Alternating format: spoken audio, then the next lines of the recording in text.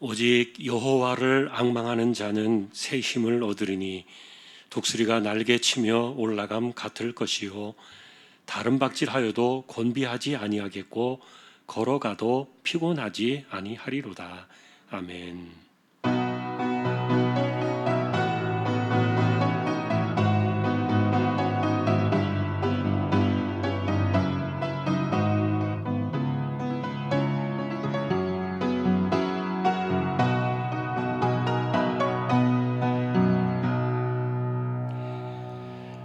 하나님 감사합니다. 이 시간도 예배합니다. 예배하는 모든 심령들 초소마다 하나님께서 함께해 주시고 임재하셔서 영광을 받으시며 은혜를 내리워 주옵소서. 예배의 시종을 의탁합니다. 존귀하신 예수 그리스도의 이름으로 기도하옵나이다. 아멘.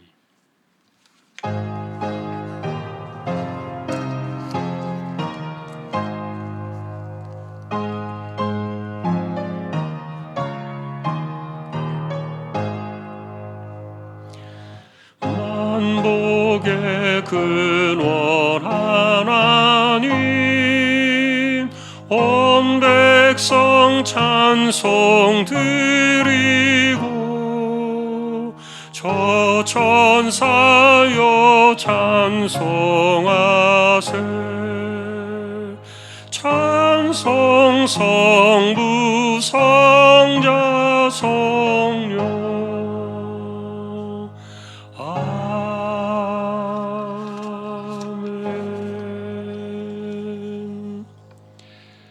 전능하사 천지를 만드신 하나님 아버지를 내가 믿사오며 그 외아들 우리 주 예수 그리스도를 믿사오니 이는 성령으로 잉태하사 동정녀 마리아에게 나시고 본디오 빌라도에게 고난을 받으사 십자가에 못 박혀 죽으시고 장사한 지 사흘 만에 죽은 자 가운데서 다시 살아나시며 하늘에 오르사 전능하신 하나님 우편에 앉아 계시다가 저리로서 산자와 죽은 자를 심판하러 오시리라. 성령을 믿사오며 거룩한 공예와 성도가 서로 교통하는 것과 죄를 사하여 주시는 것과 몸이 다시 사는 것과 영원히 사는 것을 믿사옵나이다. 아멘.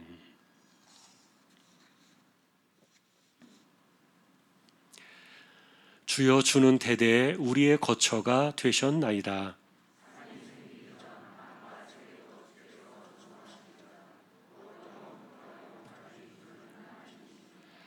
주께서 사람을 티끌로 돌아가게 하시고 말씀하시기를 너희 인생들은 돌아가라 하셨사오니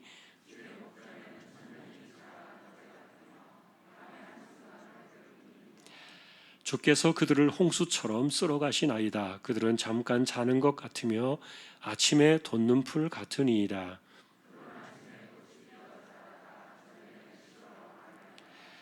우리는 주의 노에 소멸되며 주의 분내심에 놀라나이다.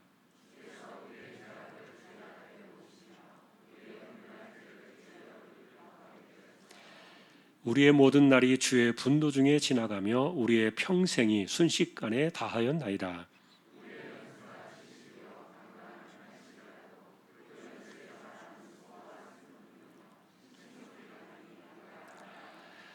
누가 주의 노여움의 능력을 알며 누가 주의 진노의 두려움을 알리이까?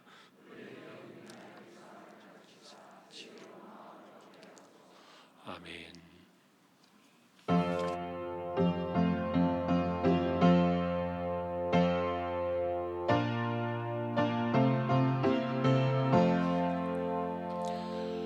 험한 시험물 속에서 나를 건져주시고 노한 풍랑 지나도록 나를 숨겨주소서. 주여 나를 돌보시사 호히 품어주시고 험한 풍파 지나도록 나를 숨겨주소서. 권세 능력 무한하사 모든 시험 이기고 풍랑까지 다스리는 주님 앞에 비오니 주여 나를 돌보시사 보이 품어주시고 험한 풍파 지나도록 나를 숨겨주소서. 죄악 길에 빠진 이 몸 캄캄한데 헤매며 부르짖는 나의 원 들으소서 내 주여.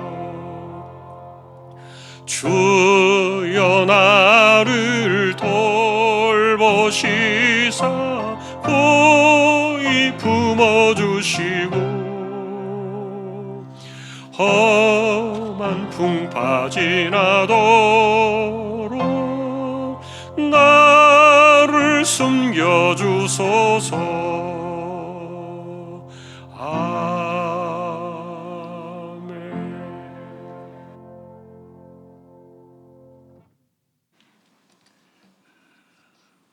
살아계신 하나님 아버지, 오늘 하나님의 사랑하는 자녀들이 흩어져 있다가 이렇게 하나님의 은혜의 보좌 앞에 나와 주의 거룩하신 성호를 찬양하며 예배드립니다. 우리 하나님께서 저희들의 예배를 기쁘게 흠양하여 주시옵소서. 또한 한 주간 살면서 하나님의 기쁘신 뜻대로 살지 못하고 인간의 소욕을 쫓아 육신의 생각을 가지고 세상을 사랑하며 보이는 것만 잡으려고 살아왔던 죄를 용서하여 주시고 오늘 성령께서 우리의 심령을 주장하시고 감동 감화하사 말씀과 성령으로 예배하는 하나님이 기뻐 찾으시는 예배자로 서게 하여 주시옵소서. 코로나로 인해서 많은 사람들이 힘들어하고 있고 어려움을 겪고 있습니다.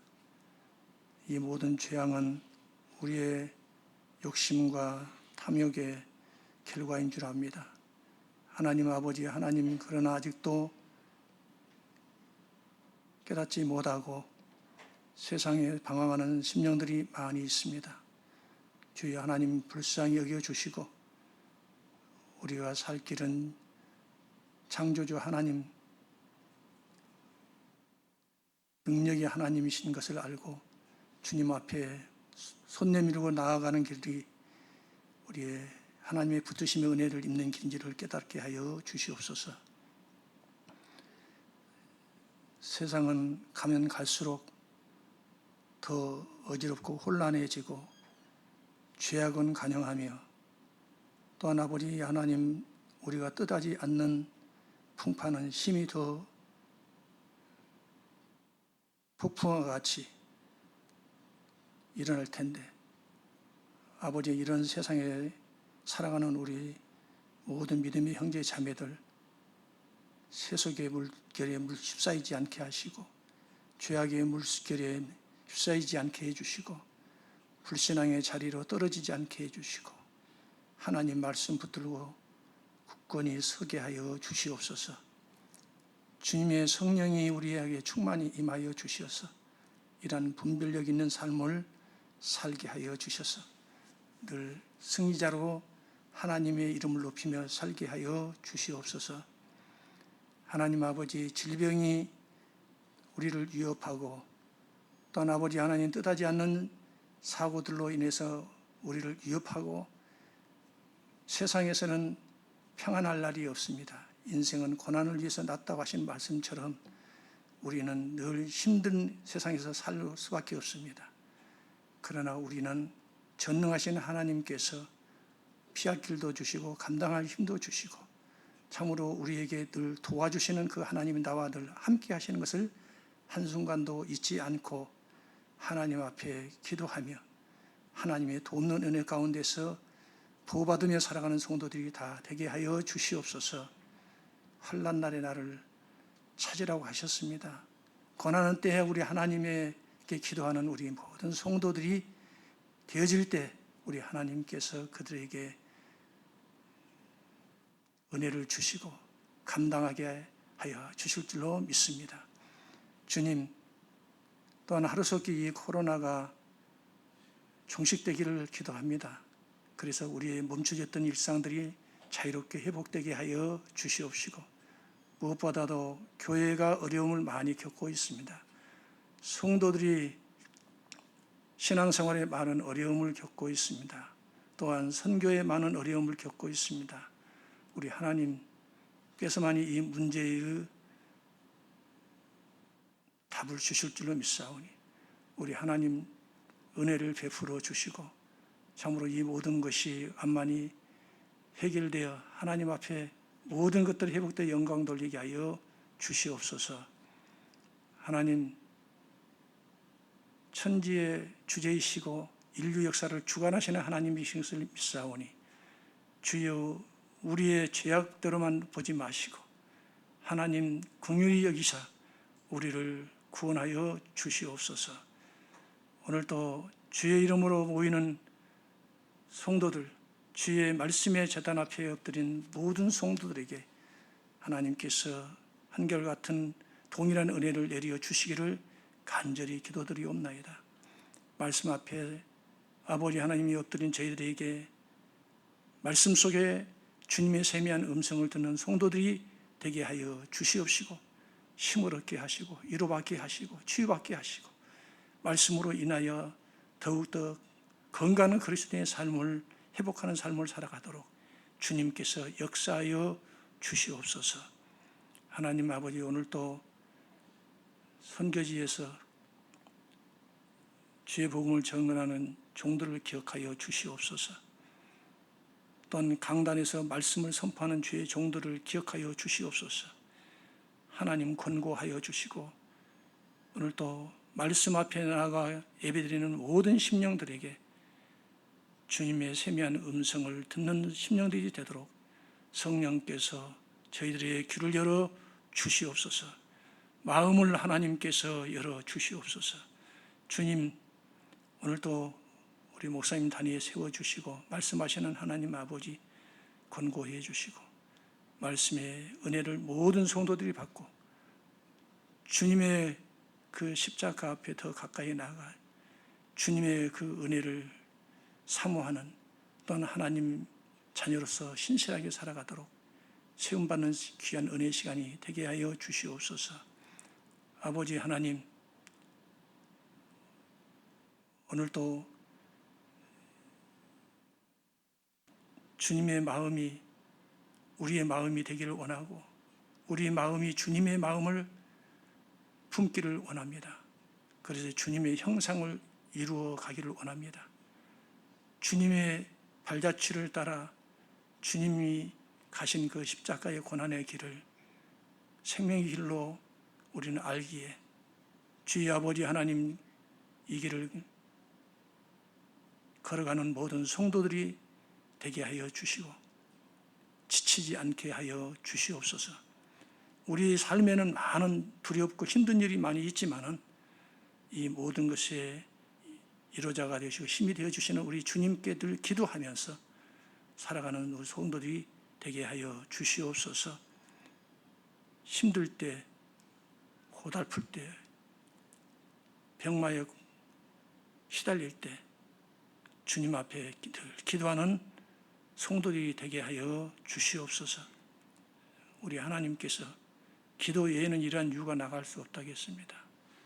모든 문제는 우리를 통해서 기도하라고 주시는 줄 알고 고난을 그리스도 안에서 믿음으로 극복해 나가는 모든 승리자들이 되도록 은혜를 베풀어 주옵소서. 오늘 돌아올 때는 마음에 무거운 짐을 가지고 주 앞에 왔을지라도 말씀을 듣고 위로받고 힘을 얻어서 돌아갈 때는 주님 할렐루야 하며 주의 평강을 누리며 한 주간도 또한 하나님의 영광에서 살아가는 성도들의 발길이 되도록 주께서 평강으로 함께하여 주옵소서. 예배의 시종을 우리 하나님께 의탁하옵고 모든 말씀을 우리를 죄에서 구원하신 주님 예수 그리스도의 이름으로 간절히 기도하옵나이다. 아멘.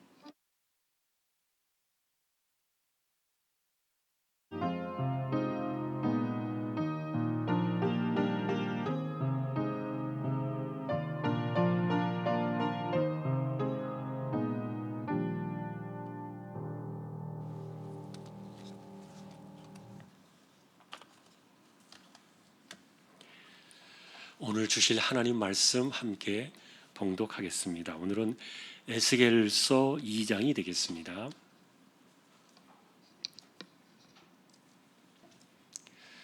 구약 1153페이지 에스겔서 2장 8절에서 3장 3절까지 이어서 한 절씩 교독하겠습니다. 너 인자야, 내가 네게 이르는 말을 듣고 그 패역한 족속같이 패역하지 말고 내 입을 벌리고 내가 네게 주는 것을 먹어라 하시기로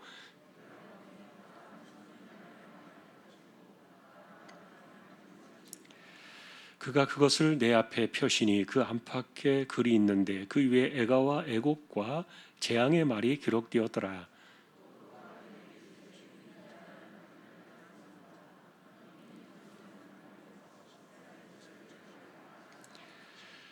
내가 입을 벌리니 그가 그 두루마리를 내게 먹이시며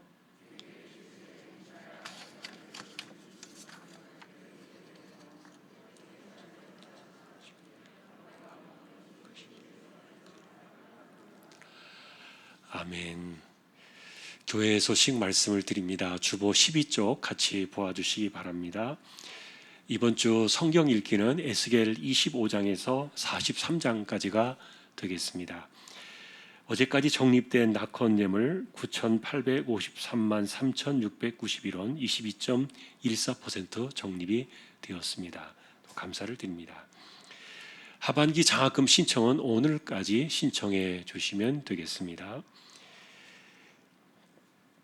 오늘 아래 광고는 디테일리 빈티지 이윤구 집사님 인터넷 매장 또 소개되고 있습니다. 기도해 주시기 바랍니다. 다른 소식들은 주보를 보아주시면 되겠습니다. 이제 하나님 앞에 예물을 드리는 시간입니다. 정성껏 준비하신 예물을 하나님께 드리겠습니다.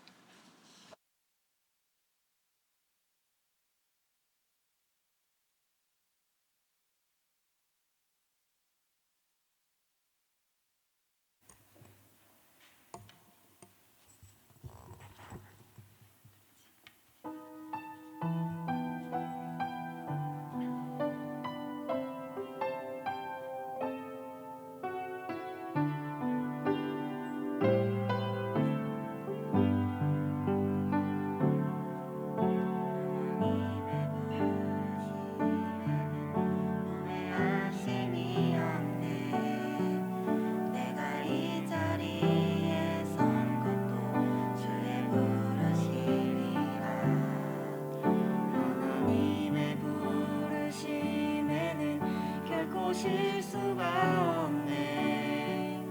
나를 부르신 하나님의 신실하심을 믿네.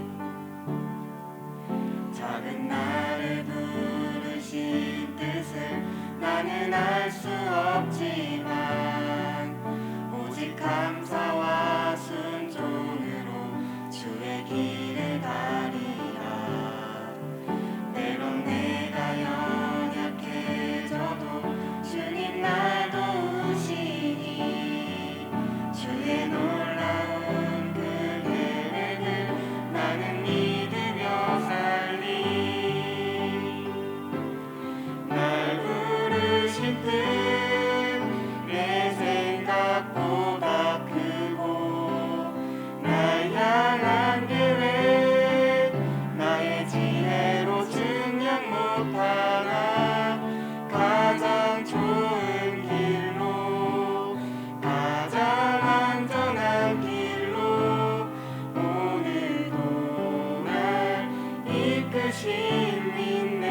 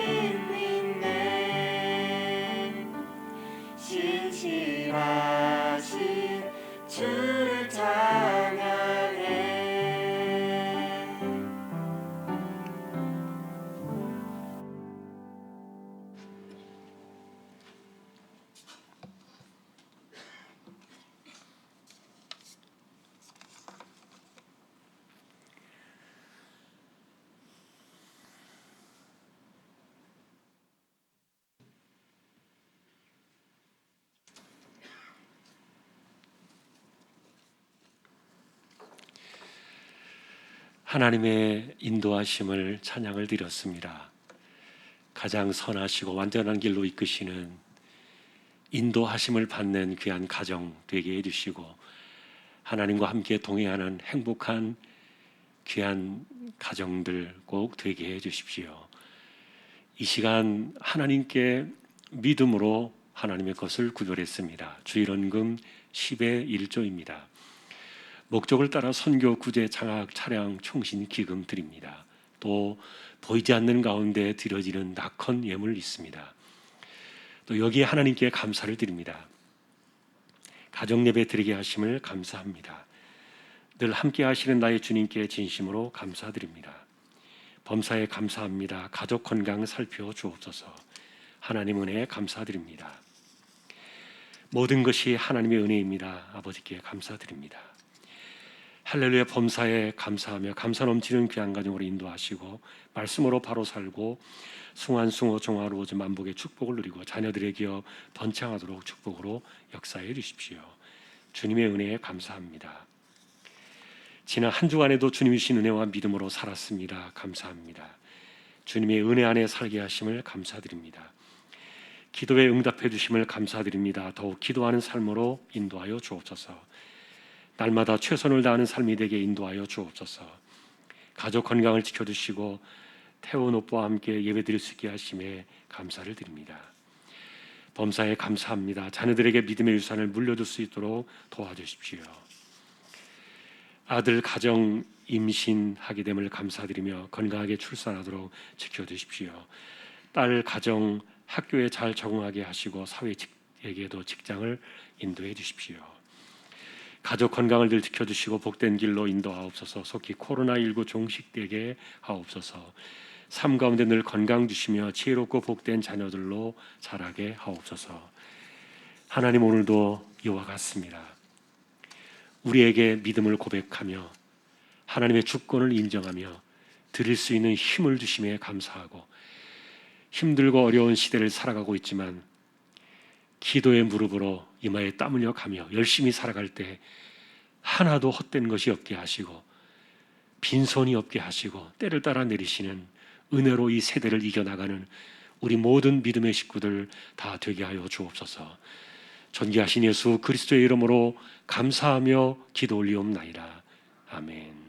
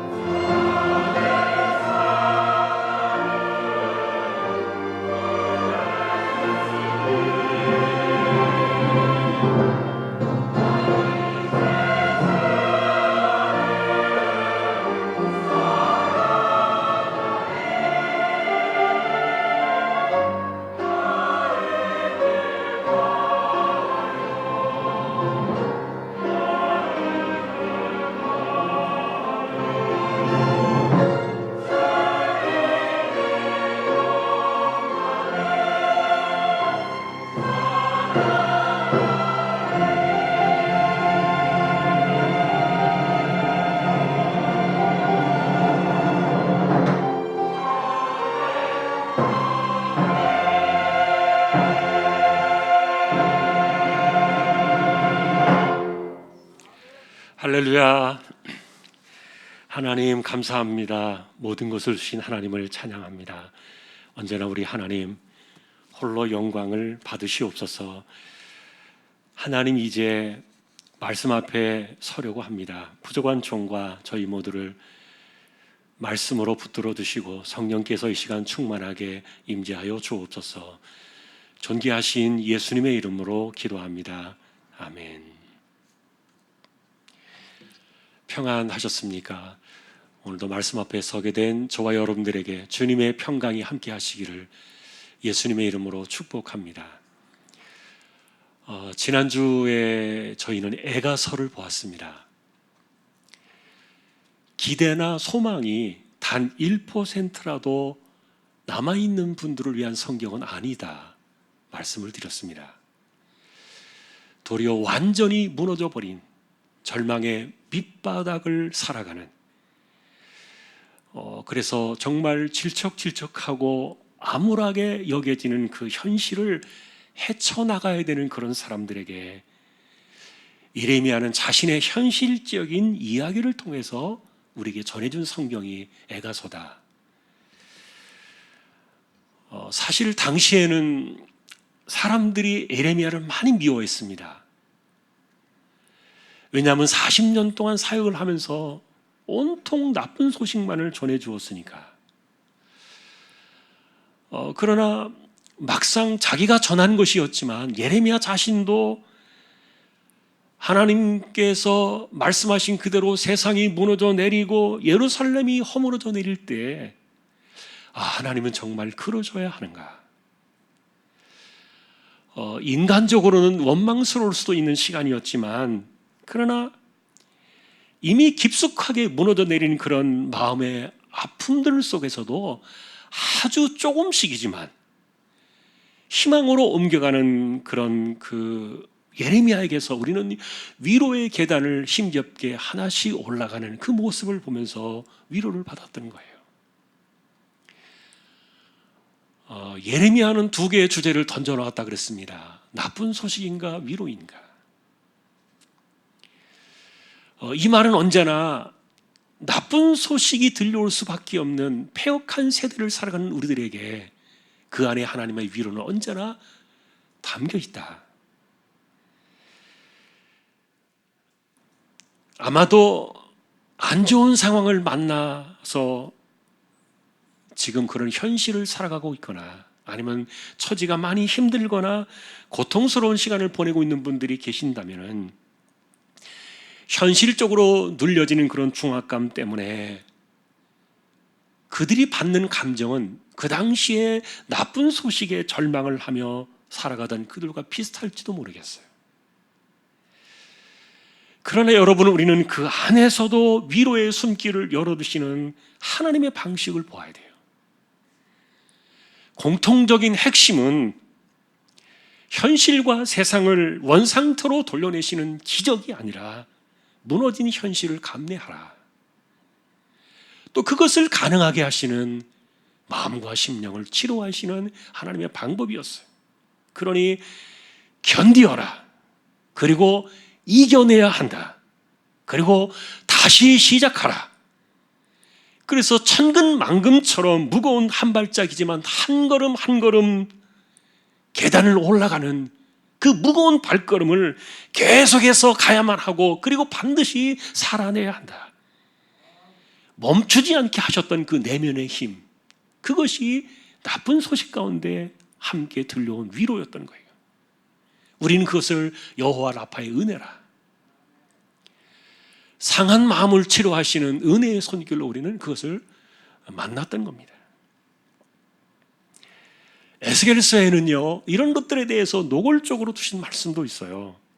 18장 32절에 보니까 주 여호와의 말씀이라. 죽을 자가 죽는 것도 내가 기뻐하지 아니하노니 너희는 스스로 돌이키고 살지니라.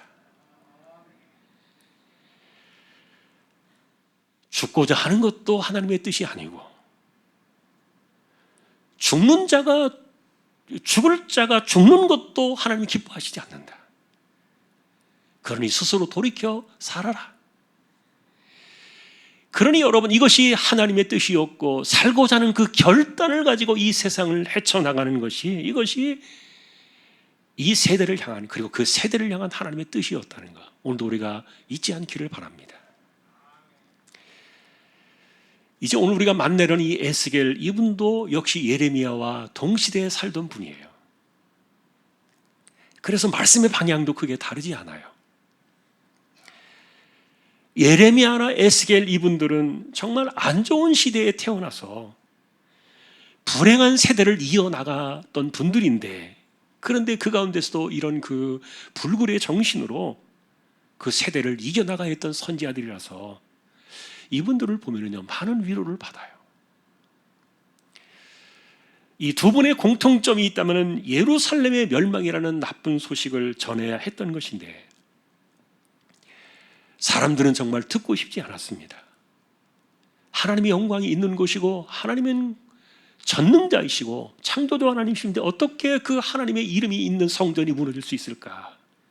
자신들의 패역함은 생각하지 아니하고 하나님만 바라보면서 하나님께서 그것을 지탱해 주시기를 바라던 이런 마음을 갖고 있었기 때문에 예루살렘은 패망할 것이다, 이 나쁜 소식을 듣고 싶지 않았던 거예요. 귀를 막고 소리를 질러가면서 이들에게 미움과 그 원망을 쏟아내면서 이것을 거부했던 그들인데, 그런데 불행하게도 이 두 분은 그 이야기를 해야만 했던 거예요. 예레미야는 예루살렘 현지에서 그랬고요. 그리고 에스겔은 포로로 끌려갔던 그 유배지 난민촌을 이루고 살던 그 그발 강가에서 이 동일한 아픔을 전해야 됐으니까 이게 얼마나 아이러니한 역설인지 몰라요. 그러나 우리가 만난 그 선지자들의 관심은 나쁜 소식으로 끝을 맺는 것이 아니었어요. 만일에 그들이 미래와 희망을 우리에게 남겨놓지 않았더라면 이 성경은 우리에게 없었을지 몰라요.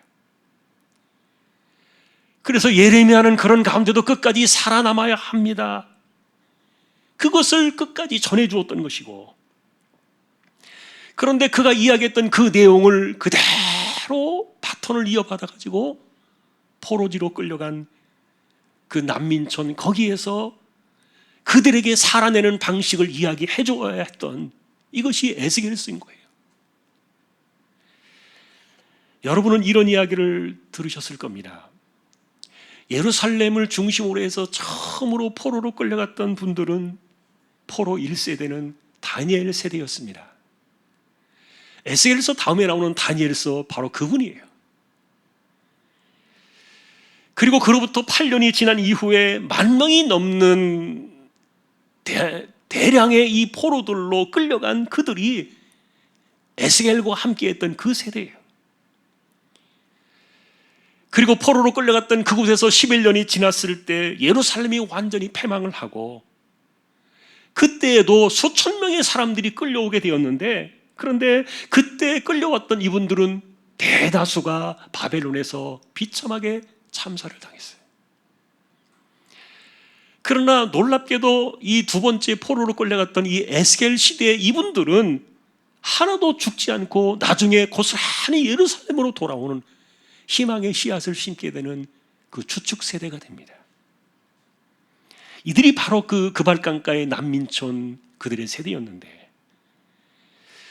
그러니 아이러니하지만 예레미야가 끝까지 목 놓아서 외쳤던 거예요. 우리는 끝까지 살아내야 합니다. 그렇게 호소를 냈던 그것이 전부 이 에스겔 세대의 그들에게서 고스란히 바톤을 이어받아가지고 이렇게 돌아오는 그런 관계를 우리가 보고 있는 겁니다.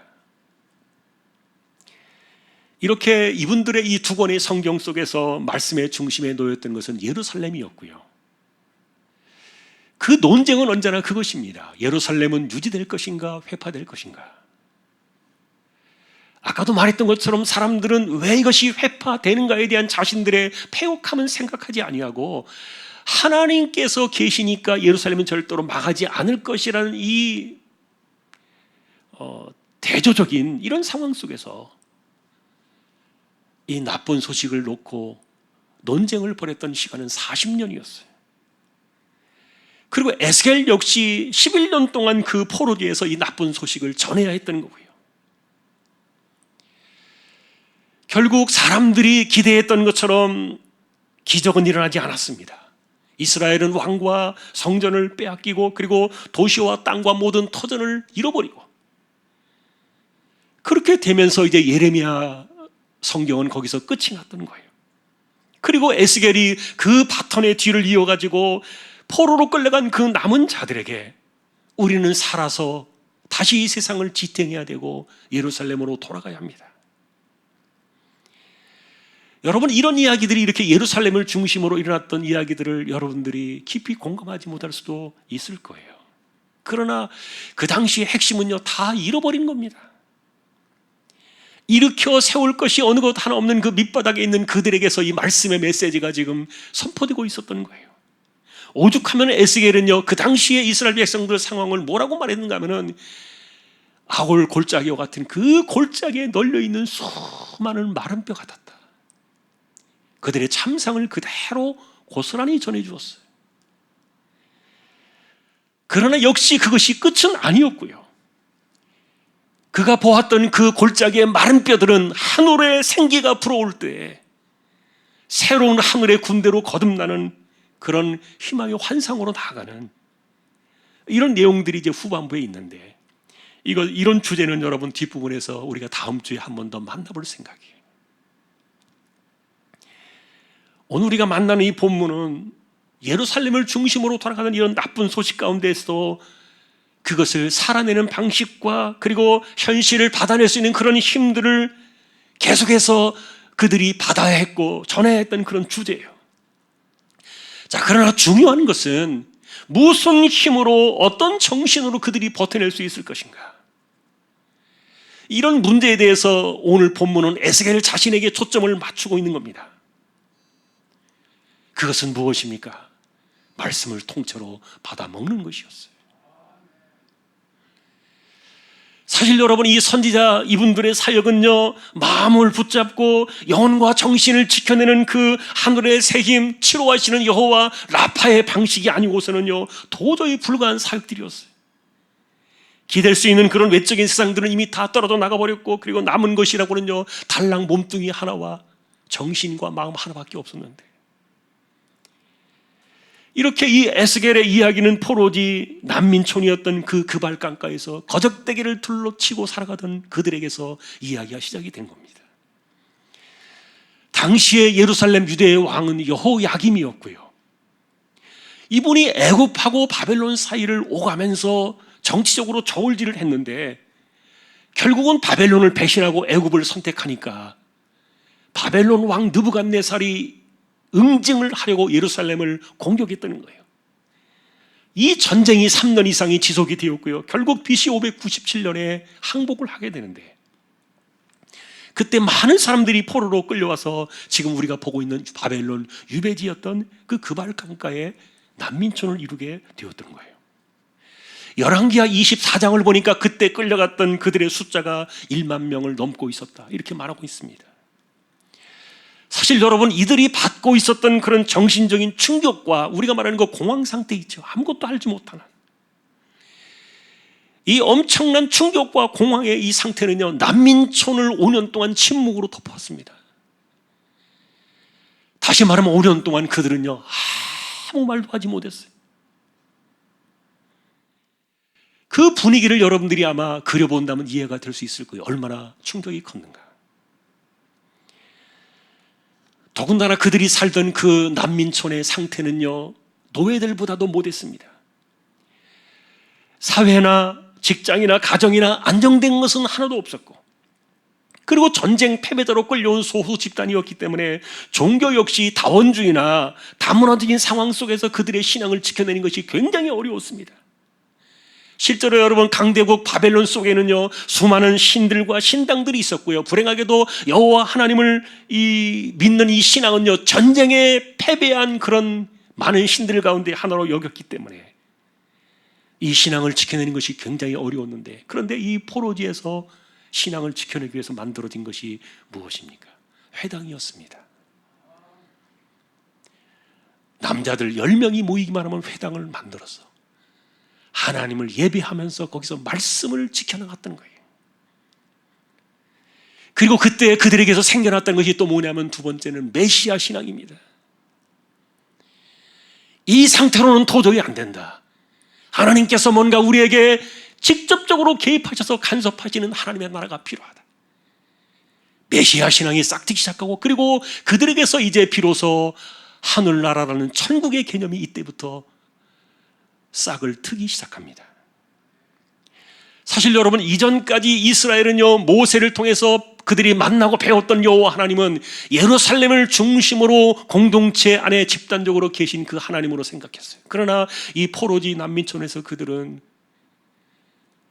예루살렘을 잊어버렸기 때문에 골방에서 개인적으로 하나님을 만나는 그런 개인적인 신앙의 경험이 생겨나기 시작합니다.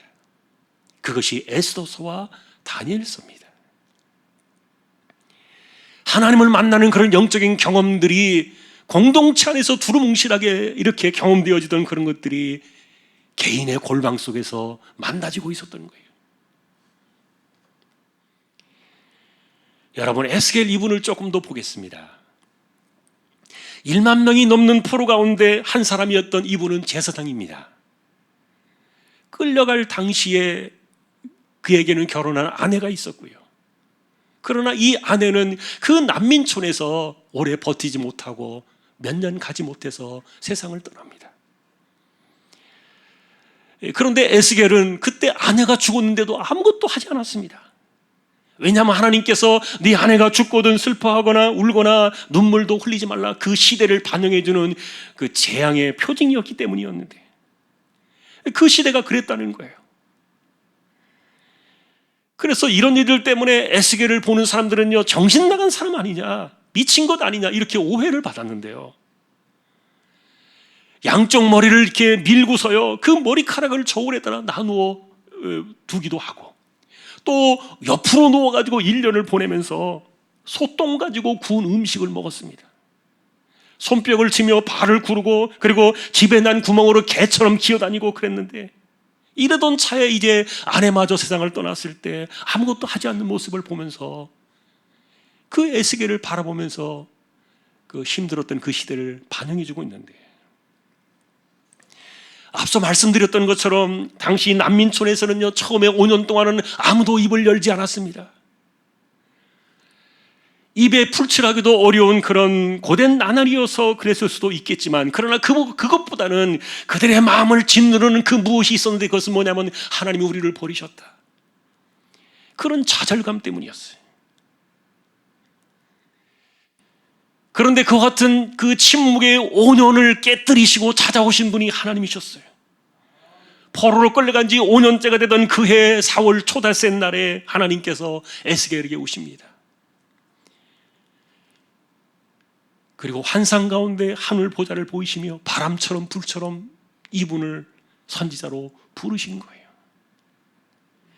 이렇게 시작이 되어서 에스겔을 통해서 주신 계시는요, 에스겔서의 52개의 환상과 계시로 기록이 됩니다. 상당히 어렵고 이해하기 어려운 부분들이 가득 차 있는데, 그러나 이 에스겔서는 48장으로 구성이 되어 있는데, 이것을 정리해 보면요, 간단하게 두 가지로 정리할 수 있어요. 첫 번째로 32장까지는 예루살렘이 무너지기까지의 그 마지막 시간을 담았고요. 그리고 33장 이후는 그가 22년 동안의 사역을 마치기까지 16년을 더 담게 됩니다. 사실 에스겔은 22년 동안의 사역을 감당하게 되는데, 지금까지 우리가 말씀드렸던 것처럼 앞부분에서는 예루살렘을 향한 그 나쁜 소식의 이야기를 계속 할 수밖에 없었고요. 그리고 나머지 뒷부분은 그 살아남아 있던 그들에게 하나님께서 어떻게 하실 것이라는 희망의 메시지를 전했던 거예요. 오늘 우리가 보시는 이 부분도 앞부분에 여전히 나쁜 소식 가운데 머물던 그 이야기의 중심입니다. 다시 처음으로 돌아온 거예요. 그렇다면 저의 이야기를 여러분들이 들으실 때 이 상황을 기억해 보신다면 여러분도 직감할 수 있을 겁니다. 난민촌도 모자라서 예루살렘의 이 패망 소식을 계속해서 6년 동안 들어야 했던 그들이 과연 멀쩡한 정신으로 가능한가? 아마도 어려웠을 겁니다. 포로로 끌려온 지 5년 동안 아무도 입을 열지 못하던 그 침묵을 깨뜨리고 하나님께서 에스겔을 선지자로 세우실 때는 그들이 희망을 가졌을 거예요. 하나님이 우리를 버리셨다는 그 좌절감이 5년 동안 그들을 짓누르고 있었는데, 그런데 에스겔을 부르실 때 하나님이 우리를 버리신 것이 아니구나, 굉장히 그들의 마음속에서는 이제 반가움으로 이 모든 것들을 희망을 보고 바라보았을 텐데, 그런데 그러고 나서도 6년 동안은 이 포로지에서도 듣고 싶지 않았던 그 예루살렘에 대한 패망의 소식은 하나도 달라지지 않은 채 그들에게 잔인하게 들려지고 있었던 거예요. 자, 그러나 여러분, 더 잔인했던 것은 하나님의 말씀이었습니다. 이들의 상황은 전혀 고려하지 않으신 채 듣기 어렵고 듣기 힘들어하는 그들을 향해서 하나님은 뭐라고 말씀하셨는가 하면, 너희는 패역하다, 얼굴이 뻔뻔하다, 마음이 굳은 자들이다. 하나님께서는 맹비난을 하셨던 거예요. 그리고 말씀을 듣지 않는 그들에 대해서는요, 인정사정 없이 맹폭을 쏟아 부으신 겁니다.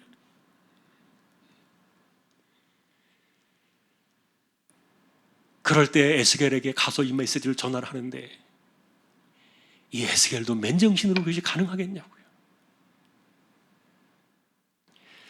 이럴 때 여러분, 우리는 누구 편에 서야 합니까? 가제는 개 편입니까?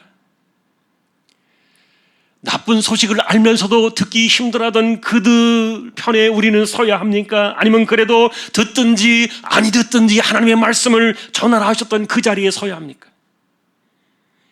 정말 어려운 대목인데, 그런데 이것이 여러분, 오늘날도 우리가 신앙과 현실이 언제나 충돌하는 경계선에 있다는 것을 우리는 알게 될 수 있고요. 그래서 결국은 말씀을 들을 때 우리는 어디에 초점을 맞추어야 되는가에 대한 본질을 이야기해 주고 있어요. 예를 들면 여러분, 우리가 말씀을 들을 때 여러분들은 어디에서 말씀을 듣습니까? 여러분의 입장에서 말씀을 듣습니까? 아니면 하나님 편에서 말씀을 듣습니까? 듣는다는 것은 순종과 받아들임에 대한 결단을 이야기하는 건데, 그러니 여러분들이 무엇이 옳고 그른지 한번 판단해 보시겠습니까?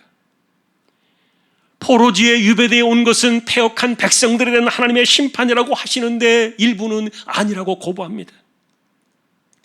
만일 이것이 하나님의 심판이라면 도대체 그렇다면 그것은 조상들의 죄 때문입니까? 아니면 우리의 죄 때문입니까? 이렇게 완전히 엎어져 버린 이 현실을 그대로 받아들여야 한다고 말씀하시는데, 이것을 거부해야 합니까? 아니면 받아들인 채 그것에서 살아남아야 합니까? 이 질문에 대한 답들이 에스겔서에 온통 널려 있는 거예요. 문제는 하나님의 말씀에 대한 여부가 내 중심으로 내가 처한 현실 때문에 나의 입장 속에서 이것을 판단하면서 해석하다 보니까 인간의 입장에서는 하나님의 뜻을 저버릴 수밖에 없었고, 화가 나고 애통하게 되고 혼란과 비통을 거쳐서 결국 말씀의 귀를 닫아버릴 수밖에 없었던 건데, 이런 애절한 반응에 대해서 에스겔도 인간인데 무슨 정신을 가지고 그들에게 이 말씀을 전할 수 있겠냐고요. 더군다나 여러분, 여기에 틈새를 치고 들어온 거짓 선자들이 있었습니다. 이들은 하나님은 하나님이시기 때문에 절대로 무너지지 않는다, 그런 논리를 내세우면서 평강하다. 사람들의 패역한 죄는 감춰오던 채 하나님만 바라보게 하면서 이 심판은 사실이 아니라면서 거부하는 마음을 노리고 들어왔던 거예요. 진실을 외면하는 그 영적 무지 때문에.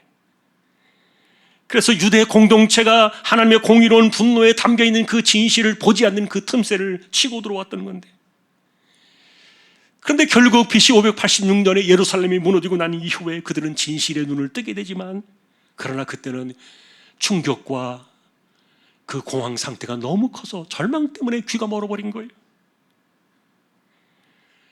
그러니 이 에스겔의 이 직선적인 이 말은 듣든지 안 듣든지 선포해야 되는 이 말씀은 그들에게 대단히 충격적이었겠지만, 그러나 그들이 기대했던 것은요, 위로였던 거예요. 이렇게 힘든 상황 속에서 우리에게 위로를 주고 낙관적인 말을 해줘야 되는데, 여기다 더 덧붙이는 이런 잔인한 이 표현은 도대체 뭔가? 그럴 때 거짓 선지자들이 이 직면한 현실을 그럴듯하게 포장을 해가지고 평강이 없으나 평강이 있다고 말씀을 왜곡하면서 치고 들어왔던 건데, 그러니 여러분, 진짜와 가짜를 언제나 구별해야 되는 이 딜레마는요, 내가 하나님 말씀을 받을 때 현실을 내 중심으로 보느냐 아니면 하나님 입장에서 보느냐에 이것이 갈려 있어요. 여러분들은 어떻습니까? 우리는 하나님 말씀을 받을 때 어디에서 어떻게 그것을 판단하면서 보고 있는 것입니까?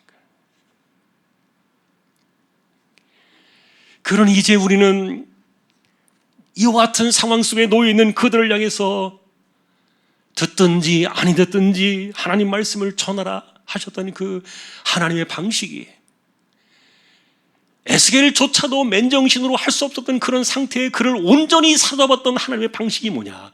그에게 말씀을 통째로 먹이신 거예요. 이것이 두루마리 말씀을 주신 사건이에요. 여러분이 말씀을 먹었다는 이 표현은요, 하나님 말씀을 통째로 삼켰다는 뜻입니다. 어느 하나 버릴 것 없이 말씀 그 자체를 그대로 받았다는 뜻인데, 이것이 여러분, 우리는 하나님 말씀을 받을 때 얼마나 중요한 자세인지 우리는 알아야 돼요. 예레미야도 그런 적이 있어요. 예레미야 15장 16절에 보니까 만군의 하나님 여호와시여, 나는 주의 이름으로 일컬음을 받는 자라. 내가 주의 말씀을 얻어먹었사오니. 예레미야 역시 나쁜 소식을 계속해서 그들에게 전해야만 했던, 미움을 많이 받던 그 시절에 인간의 맨정신으로 감당할 수 없는 그때 하나님께서 예레미야 역시 통째로 그에게 말씀을 먹이신 거예요. 이 말씀의 배경을 보면은 예레미야서에도 모세와 사무엘이 내 앞에 선다 할지라도 나는 절대로 이것을 돌이키지 않을 것이다, 이런 그 잔인한 말씀이 선포되어지던 그때였는데, 그러니 하나님 말씀에 삼킴을 당하지 아니하고는 이것이 도저히 불가능했던 사역이라는 거예요. 그러니 여러분들은 이 에스겔이 두루마리 성경을 받아먹은 이 사건의 핵심을 짚어내야 합니다. 그가 말씀을 먹었다는 것은 육체적인 경험이고 동시에 영적인 사건이었는데, 여러분, 우리는 지금도 말씀을 듣기도 하지만 말씀을 먹는다고도 말하지 않습니까? 말씀을 먹을 때 내 몸과 영혼의 그것은 한 부분이 되는 거예요. 그리고 하나님 말씀이 내 인격과 내 온몸에 하나가 되어서 에스겔을 사로잡고 우리 모두를 또한 말씀들을 사로잡는 것입니다. 그 힘이 있었기 때문에 눈과 귀가 새롭게 되었고, 그리고 자기가 살고 있던 시공간 속에서도 하나님의 섭리와 주권은 어떤 것이든지 무엇이든지 모두 다 받아 삼킬 수 있는 그런 능력을 얻게 되는 거예요. 말씀을 통째로 삼킬 때 비로소 하나님과 동행하는 삶이 무엇인지를 깨달은 겁니다. 왜냐하면 여러분, 이것을 보시겠습니까? 그가 삼켰던 그 두루마리에는 글귀가 쓰여져 있었습니다. 뭐라고 쓰였냐? 애가와 애곡과 재앙의 말이라.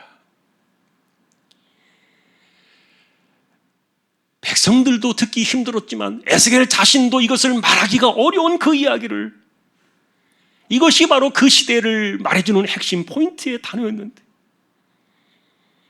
그러니 애가나 애곡이나 이 재앙을 선포해야 되는 이것은요, 사람들이 아무리 머리를 쥐어짜고 기도의 무릎과 금식으로 엎드린다고 해도 인간적으로는 이해하고 받아들이기 어려운 현실이었어요. 그래서 사람들은 이것을 거부하고 있었지만 하나님께서는 에스겔에게 말씀을 통째로 삼키게 하셔서 그들이 듣든지 아니 듣든지 이 말씀을 전하게 하셨다는 거예요. 과거의 중세 시절, 지금으로부터 500년, 600년 전에 여러분, 유럽에서 발생한 쥐벼룩으로부터 시작되었던 흑사병 이야기 들어보셨을 거예요. 그때 그 질병으로 인해서 유럽의 3분의 1이 죽어나갔다는 기록이 있습니다. 3분의 1, 4분의 1, 많은 숫자가 죽었죠. 백신도 치료제도 없던 시절이에요. 한번 번져진 곳은 밤사이 시차로 덮여지는 그런 때였습니다. 그런데 여러분, 이런 흑사병이요, 무려 200~300년 이상을 유럽을 떠돌았던 거예요. 그런데 연도를 살펴보니까 그런 때에 놀라운 것은 종교개혁이 일어나고 영적 부흥이 시작이 되었는데, 사실은 이 비슷한 시기에, 흑사병이 일어나던 그런 비슷한 시기에 십자군 전쟁의 패단이 세상을 덮고 있었고, 그리고 가톨릭의 부패와 타락, 이런 것들이 맞물려 있었는데, 그 가운데 이 16세기 1517년을 중심으로 종교개혁자들이 일어났던 거예요. 그런데 여러분, 그들 역시 이 흑사병에서 자유롭지 못했어요. 찌빙글리도 감염이 되어가지고 겨우 죽다가 살아났다는 기록이 있고요. 마틴 루터 역시 병든 자들을 위한 위로의 책을 계속해서 써야만 했고, 칼빈 역시 자기와 함께 사역하던 스위스 제네바의 목회자들이 이 흑사병으로 죽어가는 그 슬픔을 토로하면서 비통함을 남겨놓은 그런 글도 있어요. 놀라운 것은 이런 흑사병의 팬데믹 가운데 이 종교개혁의 불꽃이 타오르고 있었다는 것인데, 그래서 돌이켜보니까 그 당시에도 현실을 바라보는 그 이해 충돌은 분명히 있었을 거예요. 이것은 하나님의 심판인가? 아니면 우연인가? 아니면 인간의 죄악인가? 아니면은 어쩌다가 실수로 만들어진 것인가? 하나님의 손을 떠나서는 이 세상에 어떤 것도 일어나지 않는다는 이 주권신앙을 믿는 사람들조차도 잔인하게 다가오는 그런 흑사병의 현실 앞에서 이 나쁜 소식은요, 계속해서 그들을 괴롭혔던 것인데, 그러나 역사의 기록을 보면요, 개혁자들은요, 그 당시에도 흑사병을 원망하거나 하나님을 비난했다, 그런 기록이 하나도 없어요. 그들이 했던 것은 기도원에 숨어 들어가서 회개하며 기도만 했던 것이 아니었던 거예요. 그들은 오늘 우리가 보고 있는 이 에스겔처럼 비슷한 사건들을 겪고 있었는데, 그들이 일곱원에 했던 이 말씀 사건은 어디에서 나왔느냐? 말씀을 통째로 받아먹는 사건이에요. 그러니 여러분, 본문을 보시면은 듣든지 아니든지 말씀을 전하라 하시며 주셨던 것이 바로 이 말씀을 받아먹는 사건이었는데, 흑사병의 그 공포 가운데서도 그들은 이 듣든지 아니든지 말씀에 사로잡혀서 이 사역을 했던 거예요. 그것이 오늘날 이 종교개혁의 꽃을 피운 겁니다. 그러니 우리가 주목해야 될 것이 있다면 현실에 대한 두려움은 아니다. 우리 신앙인의 모습이 아니다. 지금은 도리어 현실 가운데서도 뜻과 목적을 가지고 섭리하시는 하나님의 주권에 우리는 기대해야 한다. 그리고 무엇보다도 이 세대 속에서 우리가 해야 할 일들을 감당하는 또 하나의 방식은 뭐냐? 말씀을 통째로 받아먹는 진정한 영적 사건이다. 우리의 현실과 이 시간은 하나님의 것이지 우리가 간섭할 수 있는 것이 아니라는 사실을 우리는 알아야 되기 때문에, 여러분, 저는 지난주에 자료를 보다가 페니실린이 발견되어진 현대의학의 큰 획을 그은 그 항생제 역사에 대한 이야기를 잠깐 보았는데, 100년도 안 됐습니다. 70여 년밖에 안 됐습니다. 항생제가 인류에 나온 지. 그런데 중요한 것은 누가 이것을 만들었느냐 하는 그것이 중요한 것이 아니라, 그 역사의 시간들을, 그 비하인드 스토리를 이렇게 쭉 보니까 그들은 그 페니실린을 만들어낸 것이 아니었어요. 하나님이 이미 내셨던 것들을 그들이 발견했던 것이에요. 그래서 그 이야기들을 쭉 정리해보는 가운데 인간 세상에 창조는 없구나. 예를 들면 여러분, 앞으로도 온전한 백신이 나오고 온전한 치료제가 나온다 할지라도 그것은 하나님께서 내신 것을 인간이 발견할 뿐이지 창조는 아니다. 창조는 오직 주권자 하나님의 유일하신 권세다. 그 사실이요, 그 내 자료들을 보는 가운데 마음속에 깊은 울림이 되었어요. 말씀을 정리해 보겠습니다. 에스겔서를 바라보면서 그 당시의 상황과 현재 우리를 엮는 것은 쉬운 일은 아니었어요. 저 역시 많이 고민이 되었고요. 그러나 우리는 이 예레미야를 지나가지고 에스겔로 들어오면서 명확해진 하나의 사건을 우리는 만날 수는 있습니다. 세상의 끝, 인생의 끝은 하나님이 멈추실 때까지 어떤 환경, 어떤 처지를 만난다 할지라도 우리는 살아내야 한다는 겁니다. 죽고자 하는 것은 결코 하나님의 뜻이 아니었다는 겁니다. 이런 정리는 여러분 지금 우리의 관심과 방향은 어디에 집중하며 어디로 가야 하는가를 암시해주고 있었어요. 여러분 지난주에는 또 지난 올해 2월 달에 그 인터콥의 뭐 대표라는 사람이 백신 이야기를, 백신 음모설을 이야기하는 것을 영상을 보면서 제가 정말 마음속에 너무 화가 나더라고요. 뭐 여러분이 들으셨던 이야기일 거예요. 그 백신에는 뭐 칩이 있어가지고 그 백신을 맞으면은 누군가가 이렇게 보이지 않는 가운데 통제를 당하는 그런 시대가 올 것이다. 그러니 백신은 이게 뭐 음모다, 마귀의 어떤 뭐 역사다, 뭐 이런 그 이야기들을 들으셨을 거예요. 정말 제가 너무너무 화가 많이 났어요. 이런 엉터리 같은 인간이 수많은 자기를 따르는 사람들을 기독교인이라 해놓고 말씀을 가르친다고 그러는 이야기들을 하는 것을 볼 때 너무너무 화가 나는 거예요. 그렇다고 여러분 지금 우리가 백신이나 치료제가 오던 것이 완전하다는 얘기는 아닙니다. 사실 우리는 다 알고 있습니다. 아무도 모릅니다. 우리를 살리겠다고 내놓은 그 백신 때문에 덜컥 부작용이 생겨가지고 세상을 떠난 이들이 있는데 아무것도 답이 되지 못해요. 누구는 이 백신 안에 목숨을 걸지만 화이자나 모더나 같은 조그만 회사가 이 백신 만들어가지고 지금 세계 재벌이 됐어요. 1년 사이에. 중요한 것은 여러분 사람이 만드는 게 아니라는 겁니다. 하나님이 만들어내신 것, 하나님이 허락하신 것을 발견할 뿐이에요.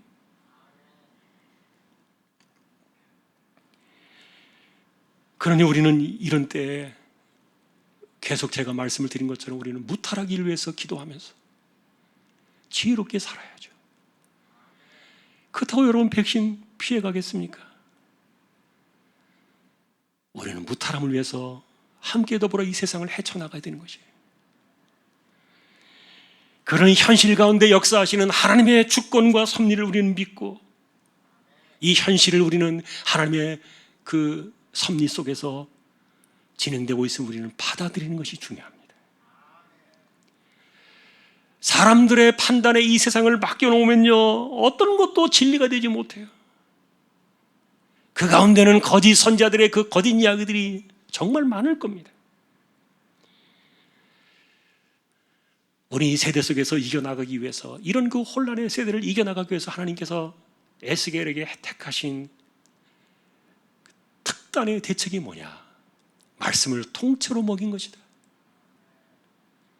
통째로 먹였습니다.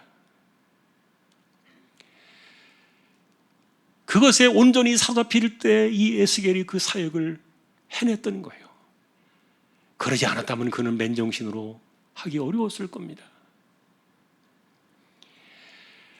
우리 오늘날에도 우리가 바라고 기대하는 것은요 말씀에 사로잡히는 삶이라고 생각해요. 그것이 우리의 정신을 이끌고 우리의 삶을 이끌어야 돼요. 하나님의 말씀과 주권과 섭리가 이 시대 속에서 우리를 당당하게 만들 수 있고요. 그리고 어떤 가운데서도 우리는 힘겹지만 이 희망의 계단을 올라가야 돼요. 그러니 나로 하여금 이 시대 속에도 말씀을 받아 내가 먹고 살게 해주십시오. 하나님 말씀을 내가 통째로 에스겔처럼 받아먹게 해주십시오. 여러분 그것이 이 시대를 향한 우리에게 또 들려오는 하나님의 메시지임을, 답임을 기억하면서요 이 시대 속에서도 말씀의 붙들림을 받아 승리의 길을 걸어가는 저와 여러분 모두가 다 될 수 있기를 주님의 이름으로 축원합니다. 찬송가 406장입니다.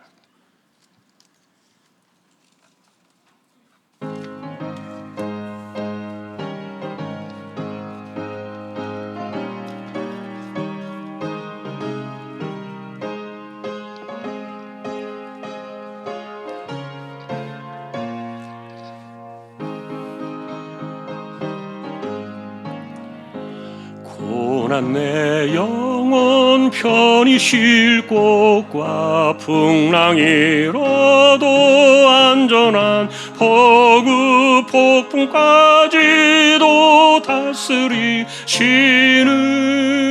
주의 영원한 바르지에 주의 영원하신 팔 함께 하사 항상 나를 붙드시니 어느 곳에 가든지 요동하지 않음은 주의 팔을 의지함이라. 세상 친구들 나를 버려도 예수를 함께 동행함으로 주의 은혜가 충만하리니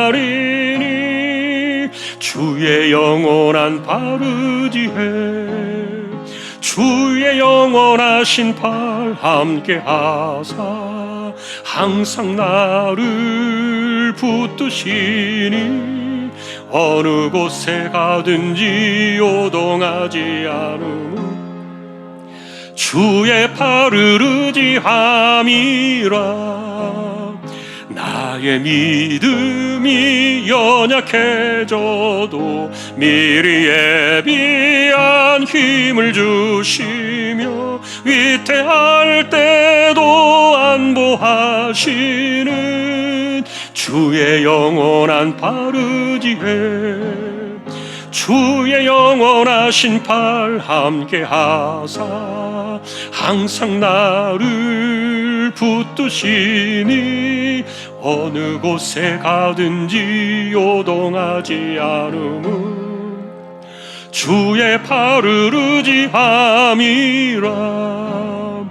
능치 못한 것 주께 없으니 나의 일생을 주께 맡기며 나의 모든 짐 대신 지시는 주의 영원한 바르지에 주의 영원하신 팔 함께 하사 항상 나를 붙드시니 가든지 요동하지 않음은 주의 팔을 의지함이라. 아멘. 하나님, 오늘도 저희가 말씀을 듣습니다. 에스겔의 세계 안으로 우리가 들어가 볼 때 정말 거적대기 하나를 치고 비참한 삶을 살아가던 그 난민촌의 그들에게 여전히 그들이 인간의 패역함을 씻어내기 위하여 나쁜 소식을 들어야만 했던 그때 하나님께서는 에스겔을 맨정신으로 감당하기 어려웠기 때문에 말씀을 통째로 먹이시고 듣든지 아니 듣든지 하나님 말씀을 전하라 하셨던 그 메시지를 우리가 기억합니다.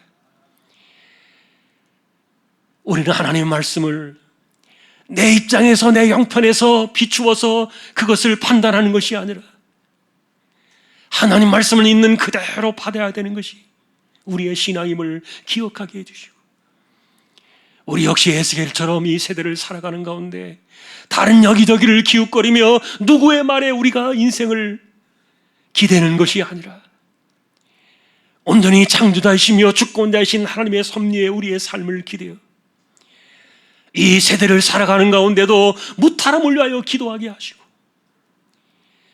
그리고 우리에게 어떤 환경이 다가온다 할지라도 우리는 희망의 계단을 한 걸음씩 올라갈 수 있는, 어떤 상황에서도 물러서거나 주저앉지 아니하고 앞으로 나아갈 수 있는 힘을 얻는 우리 모두 되게 하여 주옵소서. 여호와 라파의 하나님, 심령을 고치시고 마음을 치료하시며 상한 그 심령들을 어루만지시는 여호와 라파의 하나님, 그 은혜로 이 세대를 우리가 일어날 수 있는 힘을 얻게 해주시고, 하나님 말씀을 있는 그대로 받아서 통째로 하나님 말씀을 받아 먹을 때 이 세상 속에서 하나님의 주권에 사로잡혀 이 세대를 이겨나가는 우리 모든 믿음의 식구들 다 되게 하여 주옵소서.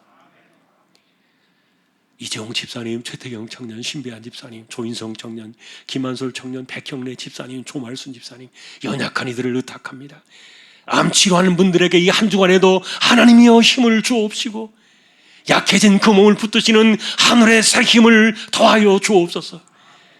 연세 많으신 분들 기력을 붙드시고, 맑은 정신 총기가 흐려지지 않게 하여 주옵소서. 복음을 위해 하나님께서 보내신 주님의 종들을 기억해 주시고 선교지를 하나님께서 꼭 붙들어 주시며 개척된 교회와 보내신 주님의 종과 이 땅에 세워진 하나님의 나라와 백성들, 그리고 또한 입시를 준비한 우리 21명의 자녀들을 하나님께서 기억하여 주옵소서. 예배를 마치고 돌아갑니다. 우리의 삶의 모든 것이 하나님의 손에 있습니다. 세상을 두려워하고 질병을 두려워하는 것이 아니라 하나님이 주시는 힘으로 이 세대를 힘있게 걸어가며 이겨내며 승리하는 우리 모두 되게 하여 주옵소서. 존귀하신 예수 그리스도의 이름으로 감사하며 기도 올리옵나이다. 아멘. 일어나셔서 축도로 마치겠습니다.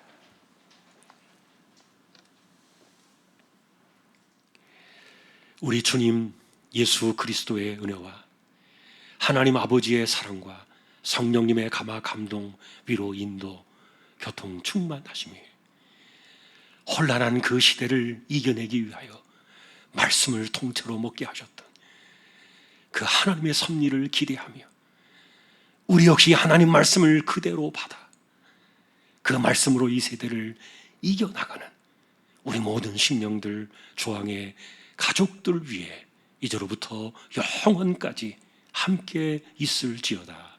아멘.